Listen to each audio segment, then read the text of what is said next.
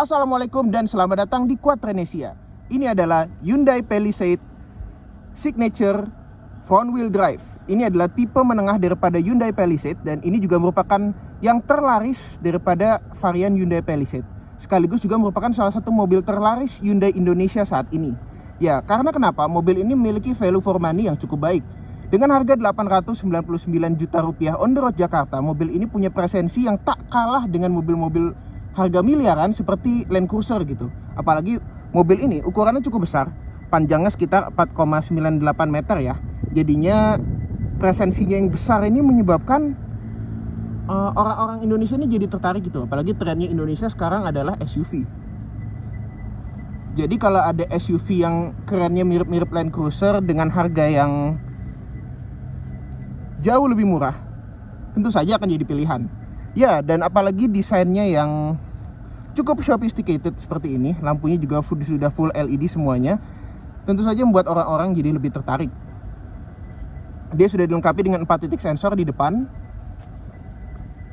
Dan khasnya produk daripada Hyundai, mesinnya. Ini dia, 2200 cc 4 silinder diesel dengan tenaga 200 PS dan torsi 441 Nm yang disalurkan kedua roda depan dengan menggunakan transmisi 8 speed otomatis. Tentu saja untuk kap mesin sebesar ini dia sudah pakai 2 buah hidrolik ya. Jadi nggak kerasa seperti mobil yang murah gitu lah ya. Memang kalau dari desain ini kayak kita mikirnya kayak buat headlamp washer gitu ya, tapi enggak, ini tuh lampunya menyambung begini, jadinya desainnya agak sedikit menipu, tapi nggak apa-apa, ini bagus. Dan kalau kita lihat sudut di sini, ini agak-agak mirip sama Range Rover Evoque lama ya. Kalau kita ngeliat sudut di kawasan sininya. Bannya sendiri dia menggunakan ukuran 245/50 R20 karena peleknya sendiri 20 inci. Rem cakramnya ada di keempat roda. Ya, mobil ini memang serba besar. Seperti saya bilang, panjang 4,98 meter dan dengan presensi yang mirip seperti SUV Amerika seperti Cadillac Escalade, Chevrolet Tahoe dan lain-lain. Ini memang bikin dia punya kemewahan yang agak berbeda gitu. Kita juga bisa lihat ya, presensi panjangnya juga dengan chrome-nya yang sampai ke jendela belakang gitu. Memang tidak umum di Indonesia dan itu yang bikin dia unik. Nah, memang knalpot belakangnya sendiri tidak dual tailpipes, tapi dia punya 2 buah di situ. Dan ada 4 titik sensor yang nge-flash sama bumper. Lampu belakang semua LED. Dan bagasinya sudah elektrik tentu saja. Hanya saja kalau di luar negeri dia punya spek yang jok baris ketiganya elektrik, ini tidak, masih manual. Sayang sekali padahal Everest sudah elektrik ya. Tapi nggak masalah sih. Dan dia juga cukup luas sebenarnya. Kalau misalnya dibuka jok baris ketiganya ini, untuk bagasinya kita masih bisa nampung sekitar 5 galon. Kita tutup bagasinya.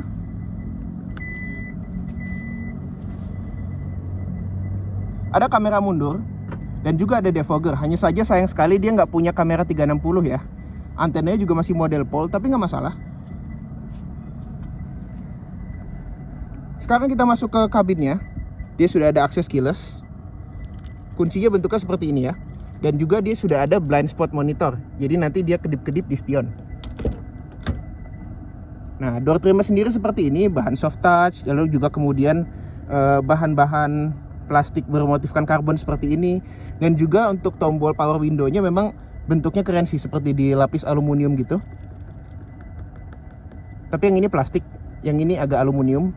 Juga untuk tombol spion dan juga pengaturan kuncinya itu juga finishingnya seperti aluminium dan itu bagus.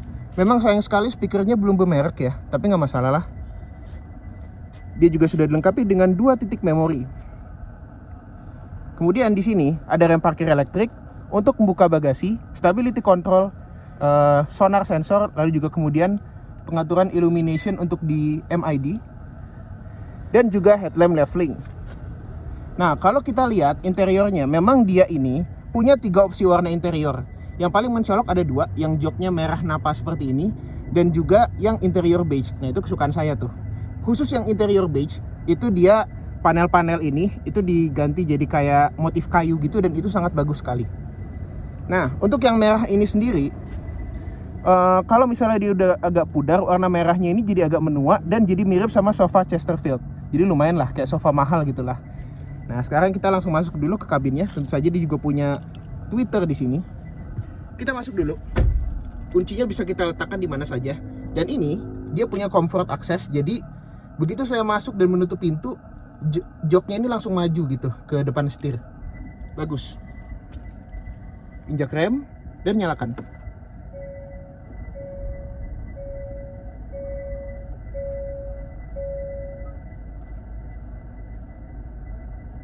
Nah, kita nyalakan dulu AC-nya ya.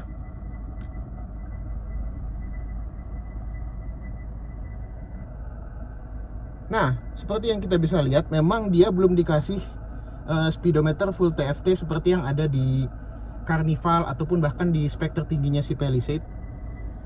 Head unitnya juga tidak besar-besar amat, tidak full spek lah bisa kita bilang. Kemudian untuk sun visor depan, baik bagi driver dan penumpang, itu sudah dikasih cermin dan lampu. Sunroof cukup sekali sentuh saja akan terbuka, dan ini dia karena dia pakai bahan suede, maka kemewahannya langsung meningkat. Nah, untuk yang di belakang sendiri memang ada kaca juga di atapnya, tapi itu bukan sunroof, hanya panoramik biasa. Membuka kerainya dari sini.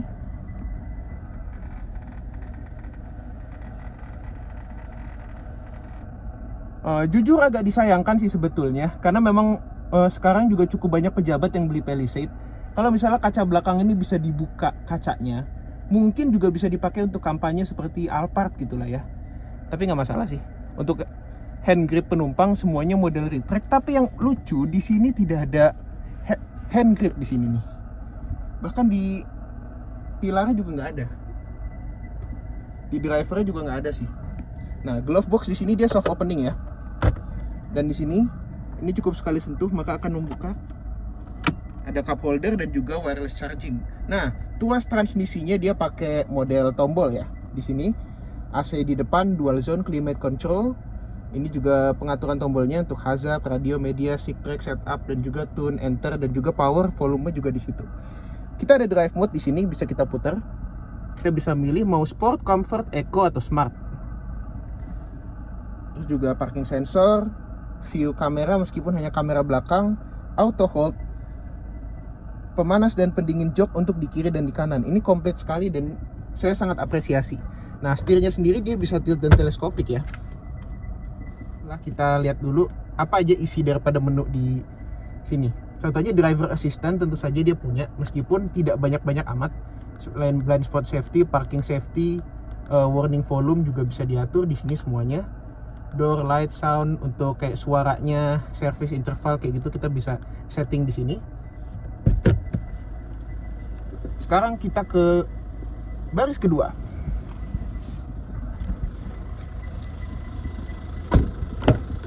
Nah, baris keduanya sendiri memang joknya juga tidak elektrik, masih manual. Tapi nggak masalah, dia dikasih 2 buah cup holder. Ini untuk aqua gelas dan ini untuk Starbucks gitu ya. Karena ukurannya agak berbeda gitu. Dan di bawah masih ada bottle holder. Speaker, tidak ada tweeter sayangnya, tapi ada privacy tray. Handle-nya silver finish.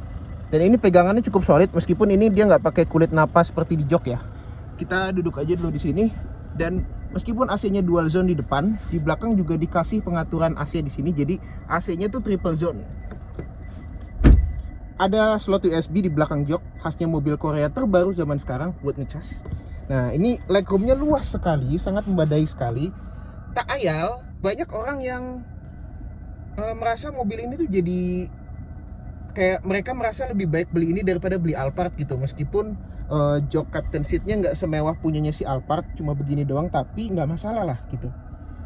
Ini masih sangat mewah dan mumpuni gitu. Ambient kabinnya juga bagus sekali, keren.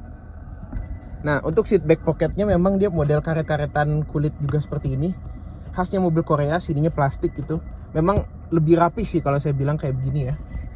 Dan duduk di belakang tuh enak gitu. Kita juga dapat slot 12 volt, ventilasi AC-nya untuk setiap baris.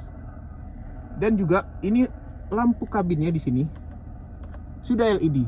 Hanya saja yang agak disayangkan ya, kalau misalnya kita tekan tombol lampu ini kan nyala nih. Tapi kalau misalnya nanti lampu luar dinyalain dan misalnya malam-malam gelap gitu, ini tombol ini nggak nyala, ini nggak ada illuminationnya. Jadi agak disayangkan sebetulnya. Dan sekarang kita coba duduk di baris ketiga daripada Palisade.